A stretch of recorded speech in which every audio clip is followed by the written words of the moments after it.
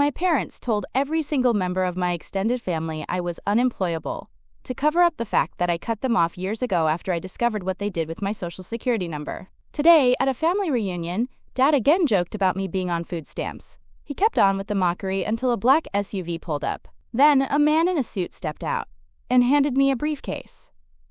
What the man called me made the whole backyard go dead silent. You might want to secure the premium brisket before Morgan tries to stuff it into her pockets to trade for loose change down at the bus station, considering food stamps certainly do not cover prime cuts of beef. Andrew, my father, announced, projecting his voice across the crowded suburban patio to ensure every single relative heard the insult over the loud crackle of the charcoal grill. A ripple of deeply uncomfortable, pitying laughter echoed from my older cousins lounging near the swimming pool. My mother, Samantha, stood beside the patio table holding a ceramic bowl of potato salad, shaking her head and manufacturing an expression of profound, weary maternal sorrow. I stood near the edge of the concrete decking holding a generic brand cola, wearing an unbranded gray cotton shirt and faded denim jeans, entirely ignoring the humiliation while I watched my older brother Ethan grin widely at the joke. I was attending this annual summer family reunion in this Illinois backyard for one specific reason, and that reason was currently resting in a shaded lawn chair near the garden. That's my grandfather George.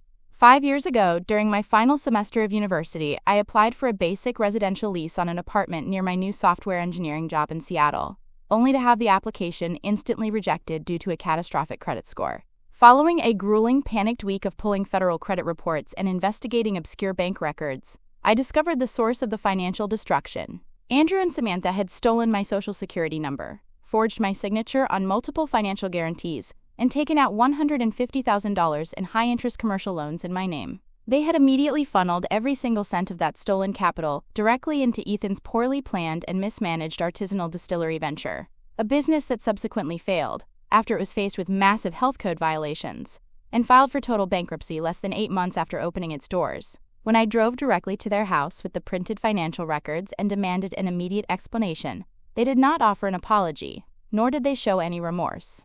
Andrew sat comfortably in his leather recliner, drank his coffee, and casually informed me that family members share financial burdens, that Ethan needed the capital to chase his entrepreneurial dreams, and that I, as the younger sister with a supposedly reliable computer science degree, should be proud to absorb the debt to help him succeed. Samantha had chimed in, demanding I stop acting selfishly, dictating that I accept the ruined credit as a necessary sacrifice to protect Ethan from the severe consequences of commercial default. They genuinely believed I would simply absorb a destroyed financial future out of misplaced filial duty, completely underestimating my absolute, unwavering refusal to serve as collateral damage for Ethan's profound incompetence. I left their house without saying another word, drove directly to the Financial Crimes Division of the local police precinct, and filed a comprehensive report for major identity theft and bank fraud. I provided the investigators with the exact paper trail, the IP addresses used to originate the loans from my parents, home computer, and the bank transfer logs, showing the funds moving directly into Ethan's corporate accounts. The resulting legal investigation completely cleared my name, formally transferred the massive debt entirely back to Andrew and Samantha, and resulted in Andrew receiving a suspended jail sentence, severe probation, and crippling financial restitution penalties that drained their retirement savings. Following the final court date, I changed my phone number, blocked their email addresses, relocated across the country, and erased them from my daily existence. In order to survive the resulting extreme social embarrassment within our large extended family and hide the reality of their criminal convictions, Andrew and Samantha immediately fabricated an incredibly detailed, highly malicious narrative regarding my sudden disappearance. They spent the next 4 years calling every aunt, uncle, and cousin, concealing the police report and the fraud. Instead, they claimed that I had suffered a severe psychological breakdown, turned to heavy substance abuse, and become completely and hopelessly unemployable. They painted a tragic but fictional picture of themselves as devoted parents who were forced to enact tough love and cut me off for their own emotional survival. They told the family I was currently living in absolute squalor on the streets of Seattle, surviving entirely on government assistance, and refusing all their generous offers of expensive rehabilitation. The extended family, unaware of the actual legal reality and lacking the capacity to verify the claims, absorbed this lie completely, treating my parents as sympathetic martyrs while viewing me as a tragic, irredeemable failure. I only knew the extensive details of this lie because Grandfather George, who refused to participate in family gossip and possessed a deep, enduring skepticism of Andrew's honesty, occasionally called me from his landline to check on my well-being. I kept the full, staggering extent of my current professional success hidden even from George to ensure my total privacy. I had driven a rented, unassuming mid-sized sedan to the reunion today, specifically to avoid drawing unnecessary attention, planning to endure a few hours of condescending pity and leave before the sun went down. Aunt Patricia, Samantha's older sister, walked up to me on the concrete deck, looking at my plain clothing with deep, patronizing sadness, before reaching into her floral handbag. She pulled out a crumpled $20 bill and attempted to quietly press it into my palm. "You go buy yourself a hot meal before you head back to whatever temporary shelter you are staying in tonight, Morgan," Patricia whispered, her voice thick with misplaced grief. "Your mother cries every single night worrying about your living conditions. You really should let them help you find a basic minimum wage job to get you back on your feet. There is no shame in asking for help." I gently pushed Patricia's hand back toward her purse, refusing the money with a polite shake of my head, finding the entire situation profoundly fascinating from a psychological standpoint. I did not feel any anger toward Patricia. She was operating on the fraudulent data my parents had aggressively fed her, unaware that the young woman she was attempting to hand a $20 bill to was currently the founder and chief executive officer of Vanguard Cybernetic Defense, a premier digital infrastructure firm holding highly classified, multi-million-dollar security contracts with the federal government. I had spent the 4 years since the court case, building an absolute empire, employing over 50 elite software engineers, operating out of a massive corporate headquarters, and accumulating a personal net worth that dwarfed the combined assets of every single person currently eating potato salad in this backyard. I watched Andrew flip a rack of ribs on the grill, oblivious to the fact that his carefully constructed, pathetic narrative was currently operating on rapidly expiring borrowed time. "You know, Morgan, my company is looking for people to sweep the warehouse floors on the night shift," Ethan called out from his spot near the cooler, taking a long drink of his imported lager while smiling arrogantly at the surrounding cousins. "I could probably put in a good word for you with the shift manager. It pays minimum wage, but you would finally get off the government handouts and learn the value of a hard day's work, instead of begging mom and dad for forgiveness." Several family members looked away, clearly uncomfortable with Ethan's blatant, highly public cruelty. Samantha quickly stepped forward to place a comforting hand on Ethan's shoulder, playing her role as the weary, long-suffering peacemaker. "Now, Ethan, do not pressure your sister," Samantha instructed loudly, ensuring Patricia and the other aunts heard her clear, martyred tone. "Morgan simply lacks the mental fortitude to hold down consistent employment right now. We must accept that she will likely never be a productive member of society, and we should just be grateful she managed to find a ride here today instead of wandering the streets asking strangers for money." I took a slow sip of my cola, looking directly at Samantha, unbothered by her desperate need to diminish my existence in front of a captive audience. "I appreciate the extreme concern regarding my employment status, Mom," I replied, keeping my voice completely level and devoid of any emotional reaction.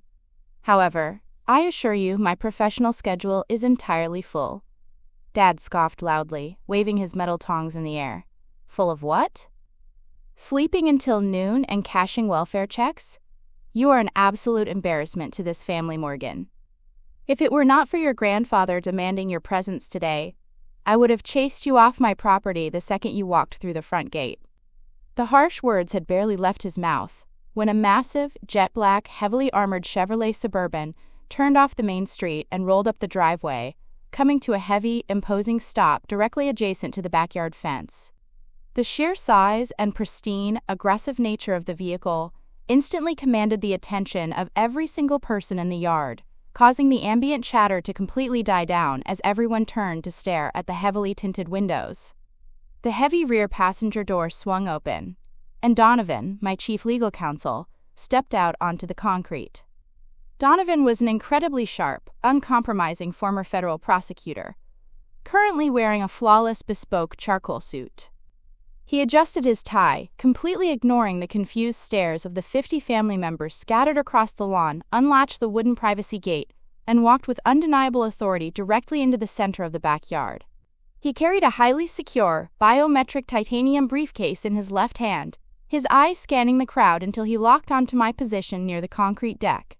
Andrew, bewildered by the sudden intrusion of high-level corporate energy into his casual barbecue, stepped forward, holding his tongs defensively. "Excuse me, pal, this is a private family party," Andrew demanded, puffing out his chest in a pathetic display of territorial bravado. "I think you have the wrong address." Donovan did not even acknowledge Andrew's existence. He walked directly past him, ignoring the grill, the cousins, and Samantha, stopping precisely 2 feet in front of me. He stood at attention, offering a brief, highly respectful nod before speaking in a clear, carrying voice that completely shattered the quiet air of the backyard. "Director, apologies for the physical intrusion on your personal time," Donovan stated, his tone professional and urgent. "The Department of Defense requires your wet ink signature on the final acquisition documents for the Sentinel infrastructure contract before the European markets open in exactly 40 minutes.